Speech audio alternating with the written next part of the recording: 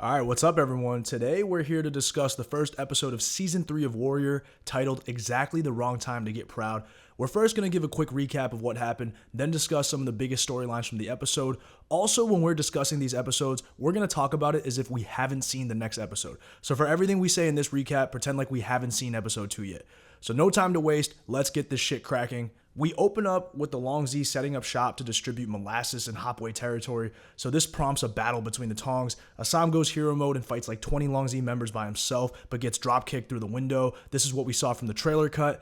Young Jun, Hong, and the rest of the Hop Wei show up, and it's an all-out brawl. Young and Ah Sahm go at it as well, and the fight is pretty even. Tong members are getting slaughtered left and right when all of a sudden Bill and the rest of the Chinatown squad show up to break it up. Quick thing I want to mention. How the fuck does this guy keep surviving? For a non-main character, he's got insane plot armor. Anyways, Bill and Ah Sahm have a moment where we learn that the police have been exacting ordinances on businesses in Chinatown and basically fucking everything up.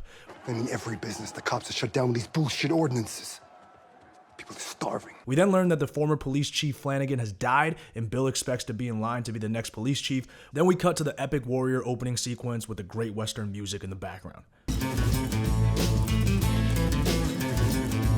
We now cut to the docks where Chow is selling some old guns to some bad men. The leader, Mr. Greer, says some racist shit to Chow and even pulls one of his guns on Chow. But Chow has big ass balls, so he's unfazed. Chow does see a bunch of cash in one of the sheds, so he quickly leaves after making $100 on the sale of these guns. We're now back to Chinatown, where our Hop Wei trio of Young Jun, Ah Sahm, and Hong are walking the Chinatown streets, lamenting the fact that the cops are here every day shutting down businesses. The shutdowns are hurting the Hop Wei's pockets because they can't earn protection money. They then pull up to a local print shop to collect money, but the old man who owns the shop can't pay because they've been shut down. When he mentions that Young Jun's father would have understood, Young Jun freaks the fuck out and smacks him. Ah Sahm gets Young Jun out of there before he seriously hurts the old man. Even Hong is like, dude, what the fuck? So anyways, they're outside and Ah Sahm tells Young Jun to chill the fuck out, and Young Jun tells Ah Sahm to never question him in public like that again. It's similar to this scene, but Young Jun is a hothead unlike the cool, calm Don Corleone. Never tell anybody outside the family what you're thinking again. So clearly there's some tension there, and Young Jun might be too crazy to run the Tong. We'll see. We now cut to Mai Ling recruiting other Tongs and building up the Long Zii. This Tong is called the Young Yao Tong, led by this dude Kong Pak. Kong Pak pledges his allegiance to the Long Zii, and all of a sudden the Long Zii have now absorbed a new Tong and grown their numbers. Li Yong and Kong Pak have some history, and Li Yong seems really pumped that Kong Pak is joined. Mai Ling gets Kong Pak to join her council. Also, it's very obvious that Mai Ling gave Kong Pak no choice but to join the Long Zii. Now we cut to a city council meeting where Leary is present. Meriweather still won't hire Irish labor because it's far too expensive, and Leary is pissed and says he's got 30,000 Irish votes compared to the 25,000 Chinese who have no votes. Ultimately, nothing gets done and the meeting is adjourned. Welcome to politics, Mr. Leary. That's because no one ever says anything new. Welcome to politics, Mr. Leary. Meanwhile, Bill is talking with Lucy, telling her that he's going to be police chief soon, and when that happens, he can leave Chinatown. He wants his family back, but Lucy says it won't happen until he officially gets out of Chinatown. She's currently staying at her sister's for the moment. Meanwhile, Atoy is now packing for a weekend trip to Sonoma to see Nellie. Chow will be running the brothel when Atoy is gone. Ah Sahm expresses some worries about Young Jun as a leader, but Atoy says there's nothing he can really do about it. Meanwhile, it's nighttime and Mai Ling is meeting with Fuckley. It's their typical, nighttime sketchy ass meeting. Buckley tells Mai Ling that she can't have any battles with the Hop Wei until the election is over. As the interim mayor, Buckley needs the streets to be peaceful so he can get reelected. Mai Ling donates some cash to Buckley's campaign before leaving. Meanwhile, Leary is serving some drinks at the bar. Some of the fellow Irish are mad at Leary for not getting things done faster as a city council member. Leary tells him that he's trying his hardest. We now see former Officer Lee with Abigail working at the bar. A fight breaks out and Lee basically serves as the bouncer and beats the fuck out of the guys and throws them out. Lee's still suffering from those brutal headaches courtesy of Zing. Abigail and Lee seem to be in a very nice relationship. We're now back at Atoy's where Young Jun is pissed at Chow for selling hatchets to the Long Zii. Young Jun wants Chow to pick a side and Chow simply refuses. Young Jun doesn't trust Chow and is angry, but Hong comes in and gets Young Jun to have some sex with some of the girls instead to take his mind off things. Chow and Ah Sahm then have a drink, and Ah Sahm mentions that the Hop Wei are now losing so much money that they can't even afford to pay Happy Jack for opium. All of this makes Young Jun look even worse as the new leader because they're going broke. Chow has a suggestion. He mentions the guys that he sold guns to and how they had piles of cash laying around in a warehouse. Ah Sahm is against stealing, but Chow tells him to swallow his pride or die. Now is the time to adapt or die. Meanwhile, Bill gets fucked over by Buckley. Instead of being promoted to chief, Buckley brings in an outsider from New York City to run the position. Colonel Benjamin Atwood is now the new chief of police, and Bill has to report to him. Atwood was basically the original Rudy Giuliani, and he helped clean up the New York City Chinatown. Bill is pissed, but Buckley tells him he can report to Atwood or resign. Meanwhile, Atoy finally pulls up to Sonoma, and Lai is pumped to see her. They have a nice mother-daughter-like relationship. It's clear that Nellie and Atoy are dating now. We're then back in Chinatown, where Chow is serving as a tour guide to some rich white women. One woman, Franny, makes a rude comment justifying why the riots needed to happen, and Chow just straight up checks her. Of course. Of course. Chow then delivers the women to Mai Ling, who he describes as a very successful businesswoman in Chinatown. She also killed Bolo, by the way. But anyways, these women are obviously shocked at how well Mai Ling speaks English. Mai Ling invites them inside her home for tea. Mai Ling then tells her life story to the women and how she was able to escape from a brutal warlord and make it to America. Mai Ling's one rule is to be smarter than the men, and all the women laugh. Li Yong is just standing there awkwardly, not realizing that they're kind of shitting on him. When the tea is over, the Regina George of the white women group invites Mai Ling to a reception in her home. Mai Ling is now starting to make friends with the white socialites in San Fran. This is going to be a little bit tricky. Li Yong isn't happy about it and reminds her that they don't see them as equals. Mai Ling doesn't care, and she says her ultimate goal is to expand and do business with the white people. Nellie and Atoy have just finished having sex. When Nellie mentions that she's found more property nearby to expand their vineyard, they can start helping more girls, and Atoy might even be a partner on the deal. Nellie suggests that Atoy permanently live with her on the vineyard, and Atoy is actually open to the suggestion. We then cut back to Li Yong. He's shirtless doing some training and looking absolutely fucking yoked when Compact rolls in. They're clearly old pals and they start grabbing some drinks. Apparently they used to fight on the same side. Wonder what the backstory is there. Li Yong says they aren't worried about the Hop Wei, but Compact mentions that Ah Sahm is still dangerous. Compact then does some seriously manipulative shit. He tells Li Yong that they all thought he would take over when the Long Zii died. Li Yong brushes it off, but it clearly struck a nerve. Li Yong says that he's not a leader. I'm not a leader. Don't sell yourself short, my man. We're back at Abigail's bar, and we see Bill try to convince Lee to come back to the force. Lee refuses, but it's clear the two of them still have a good friendship. Meanwhile, Leary meets with Meriweather and tells him that he paid a visit to Meriweather's supplier, Sanderson. Through brute force, Leary got Sanderson to lower his lumber prices. This means that Meriweather now has the margin to hire Irish labor. Meriweather agrees to hire 20 Irish, but they still have to work alongside the Chinese, which is going to get a little bit tricky. Now we end the episode at the docks. It's nighttime, where Chow returns to the men that he sold the guns to. It's an ambush, and Young Jun, Hong, and Ah Sahm come out and just murder everyone. I love seeing those three guys fight together. Greer comes out and is about to shoot Chow, but the gun backfires and mangles Greer instead. You get what you pay for. The four of them break into the warehouse, but they don't find any money. Instead, they find something better, a press for American bills. And there we go. That was the end of the episode. Now it's time to discuss.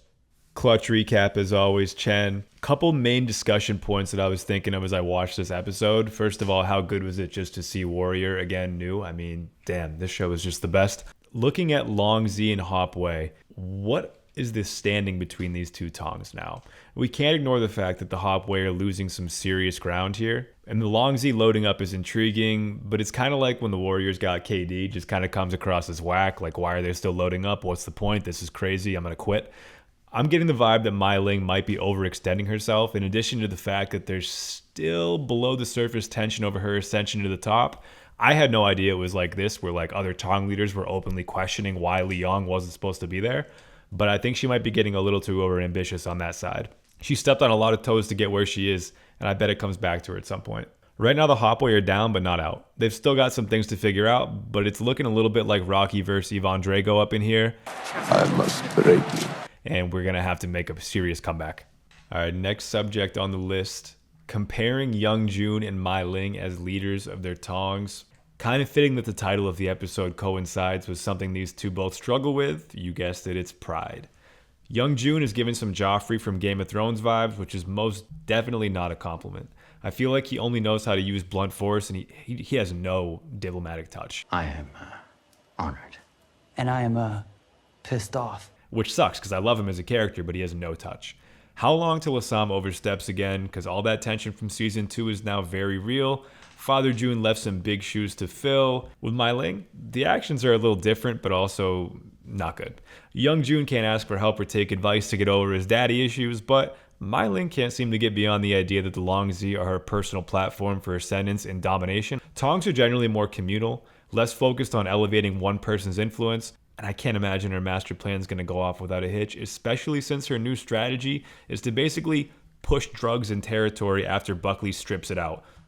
Yeah, I do like the contrast you just mentioned, Damon, between Young Jun and Mai Ling as leaders of their tongs. On the surface, it looks like Mai Ling is winning as a leader, but obviously her ego is going to come into play. Mai Ling clearly thinks she's smarter than everyone, and that might ultimately be her downfall. Meanwhile, like Young Jun has an ego as well, but for him, it's just more about getting the result. Like, I don't think he thinks that he's smarter than everyone. He is just a little bit too emotional, but great discussion point as usual. Third point, City Hall. What in the hell is going on in there? Our boy Leary looks like he's due for a come up here, but it's kind of ironic that to actually make progress in this political game, he's got to fall into his old habits. Some of this feels like a broken record, and I think a lot of our resident Irishman laborers feel kind of the same way. I mean, is it really sustainable for him to basically crack a skull every time he gains enough political influence to make waves? He's getting like 15 jobs at a time every time he cracks a couple skulls. That's like only 7.5 jobs per skull. That's bad math. We know the Chinese Exclusion Act and other laws are actually going to depress Chinese immigration chronologically. If this is purely non-fictional, it's going to be kind of shitty when that gets introduced. It's going to kind of turn Chinatown on its head and obviously portray a lot of racism in America's past. I find Leary and his blue-collar Liam Neeson impersonation very entertaining. I told you I would find you. But not necessarily cool with his opinions on immigration actually emerging victorious here. As Buckley said, he's still trying to get the Exclusion Act passed. His re-election bid doesn't seem to have the greatest momentum, probably because he has the personality of a corpse. I pray it's only whores. I've seen some things. The only issue is he doesn't really have any interest in any topic that isn't how to stop immigration from China and to depress what's going on in Chinatown. He's a one-issue politician. Yeah, Damon, as usual, fuck Buckley. I actually do like Leary's character a little bit more. Even as a politician, he's still most effective when he's just cracking skulls. So he's still not really playing the pure politician's game. He's still kind of truly being a gangster inside, but let's see where this goes. And of course, we can't talk about the city government without looking at our favorite local policeman, Big Bill. Fuck's sake! Get the fuck out of here. Is Bill on the outs here? Honestly, that scene where he thought he was going to get the promotion was so sad to me. But in the back of your mind, we know Buckley's not going to reward a guy who, despite some mild racism and a crippling gambling habit, has done some good for Chinatown as a community in general. He's not such a bad guy, right? However it ends, you're good police. He's good police. The whole scene gave the classic, decent enough guy's about to get passed over for a promotion that his life really depends on. It's kind of sad. The good news is we might get more of an untethered Big Bill. Bad news is he's going to have limited resources. His ex-partner is currently in the throes of a laudanum addiction, which is basically liquid morphine for anybody at home listening, without any sign of wanting to form a reunion. As far as Lee is concerned, it's still fuck the police, though his southern charm is in full effect.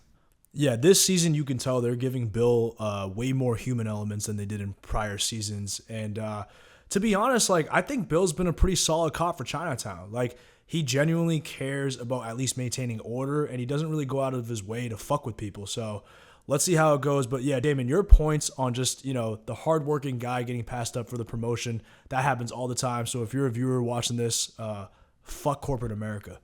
Yeah, like the guy he hired over him, of course, this fucker brings in an ex-military professional racist because Buckley tries to rule with an iron fist, which seems effective at first, but eventually it's going to wear thin and bring an eventual downfall, Shakespearean tragedy style. I'm keeping my fingers crossed for that in Buckley's situation, kind of telling that him and Mai Ling share some leadership qualities. Not really a good thing to have on your plate, but definitely down with this 1870s Rudy Giuliani, as you said. Screw that. My name is Mr. Giuliani. I've been sent to try and help you. Next point, the Long Zii additions, what kind of implications does that have for their future? Because of the implication. What does it mean for them, right? Kong Pak doesn't even really respect her as the true leader. Doesn't sound like a good recipe. Does Li Yong make a move once Mai Ling gets too reckless or ambitious? Unclear, but someone's got to stir the pot over on that side, for God's sakes. I feel like the Hop Wei have horrible locker room chemistry, and the Long Zii are vibing cohesively. All right. I mean, the last time she added another leader that was kind of sketchy and didn't pass the Lee Young vibe check was Zing. And I mean, how'd that work out for you? Yeah, there's definitely going to be some tension between Lee Young and Mai Ling going into this season, especially with Compact kind of stirring the pot. And look, he doesn't respect Mai Ling at all. I mean, she kind of stole leadership, and at the end of the day, she forced him to join the Tong. So right now, as Damon said, the Hop Wei's chemistry is ass, and the chemistry on the Long Zii is fire on the surface, but there are cracks starting to appear. Our next point, kind of an interesting one here. Is Ah Toy going to hang it up, or will she come back like Jordan? Listen, I'm happy that Nelly and Ah Toy have kept their spark alive and are doing well. They're doing nice, impactful work, saving lives. But my selfish side is feeling like the Hop Wei are slowly losing an impact player here. I want her to heal up soon, get that shoulder right, get her off the IL, back on the practice squad, right up to the starting lineup. Based on what we've seen in this episode, from Chow's interactions to the current political climate, this season is going to be way more about struggling and surviving in Chinatown than actually thriving in it. Things are going to get pretty messy, and it would be nice to have somebody around with some swordsmanship skills that put Mace Windu to shame. So I'm hoping Ah Toy comes back into the fray here, selfishly, of course. Final point, can Ah Sahm, aka the man on the wall, aka the chosen one, remain the second in command like this? Where does his arc fit in with the season? A lot of the things that go down in this show are actually really primal. And that's probably because we have a lot of organizational structures where people try and assert themselves and dominate and basically take power. An alpha dominant cast and crew here. At some point, he and Young Jun have to put everything on the table, not just to settle the beef, but to actually help the Tong, right? Don't think we didn't notice that the rumored love interest in the shop where Ah Sahm tried to extend leniency and be the good cop was present. That was an overstepping of Young Jun, and that's going to be even more interesting. What does Ah Sahm really want this season? Does he want revenge on Mai Ling? Does he want a leadership role? Does he want a new girlfriend, right? You can't have all three. That's a question that needs to be answered before he goes much further here. All right, we're going to try something new here. Now that we've wrapped up discussion points, we're going to take a look at which character's stock rose or fell the most in this week's episode. Rising characters, we've got 3 nominations. You got Leary, you got Mai Ling, and you have Chow. Which of these 3 had the best week on the show? I'm going Chow for the biggest riser. He's played both sides really well in the first episode. I'm unsure where the tension between Chow and Young Jun is going to go. Overall, Chow doing what he has to do, playing both sides, coming up with a key discovery for our Hop Wei friends at the end of the episode. Let's just say good things come to those who wait. You get what you pay for. Yeah, Chow started off the episode showing a major, massive ball sack by walking right into the pistol and not being afraid of death. And now he's actually bringing in money for the Hop Wei. So this is the first time we're seeing Chow kind of take a role in the Hop Wei, is actually generating money for them. And on top of that, he's starting to run Ah Toy's brothel when she's gone. So Chow is starting to get his hands in a lot more businesses than usual. Stock is definitely rising the most. Unfortunately, when there is a riser, there is also a faller. Families are always rising or falling in America, am I right? What's the matter, smartass? You don't know any fucking Shakespeare? Nominees for the biggest faller of the week this episode, we have Big Bill, Ah Toy, and Young Jun. This sucks because I love all 3 of these characters. Young Jun really worries me, man. I don't know if there's a path forward with him leading the Tong, honestly, after what I've seen, but I really hope I'm wrong. I want things to work out. I have doubts, but still, I think I gotta call Big Bill the biggest faller this week. Rejected by the Force even after he tried doing good police work. Rejected by Lee. Rejected by his wife. Unfortunately, Big Bill stays taking huge L's. Though the fight at the start was actually the second time he's ended a battle between Ah Sahm and Lee Young with a gunshot, that was pretty much the highlight of his existence. Big Bill, sorry man, I hope better for you in the future. Yeah, Damon, I gotta agree with you. Bill is definitely the biggest faller here. Ultimately, he just got screwed over in so many fucking ways, and it's just gonna be tough for him to get anything done because he has to work for 1870s Rudy Giuliani. So don't really know where Bill's gonna go from here, but you know what? Bill is a fighter, and maybe he starts aligning with the Tons. Who fucking knows? But yeah, Bill took the major L this week. All right, if we have to look at our betting odds for all our future outcomes in the show, this week's bet that stands out to me is as follows. As far as risky bets go, I like this one a lot. Somehow, some way, this effort by Mai Ling to gain favor and influence amongst this crew of upper-class white girls is going to backfire. Either it gives Buckley some sort of avenue to cause vulnerability, or it results in her taking her eye off the ball long enough to neglect what she already has with the Long Zii. Either way, ambition can be a double-edged sword if not managed in some way. It might take the whole season, but I like the odds on this one. The symbol of the birds in the cage also did not go unnoticed. Maybe a hint that the women in this society are limited by restraints beyond their control. Maybe they just wanted a nice closing shot. I don't fucking know. Either way, odds are plus 200 for Mai Ling to go down swinging due to some overextension here. Yeah, I'm with you, Damon. I think Mai Ling is definitely going to ultimately fuck herself over with her friendship with these women. Because at this point, look, even though those women are a different race than Mai Ling, all of them still face the oppression from men. So they can bond over that. And for Mai Ling, it's still got to be a lonely endeavor for her being the leader of the Long Zii because shit, the entire Tong is fucking men. So I think this is the part where we see Mai Ling kind of let her guard down because she wants to actually be friends with fellow women. And ultimately, she may be in for a rude fucking awakening. Yeah, as much as a Mai Ling hater I've been during this whole recording, I mean, what she's done has ultimately been incredibly impressive. And, you know, you don't want to see anything too bad happen to her as a result. It also does kind of seem like a weird form. I wouldn't call it like overt racism, but I would definitely say there's something weird about her being seen as sort of a novelty by these girls a little bit. I like they listened to her story, but we'll see where this relationship kind of goes from there. We'll wrap this up with our quote of the episode. Highly quotable episode, in my opinion. Nice job for an episode 1. Props to the Warrior cast, crew, and directing team. However, you can only have one quote of the episode. You get what you pay for. No one ever says anything new. Welcome to politics, Mr. Leary. Now is exactly the wrong time to get proud.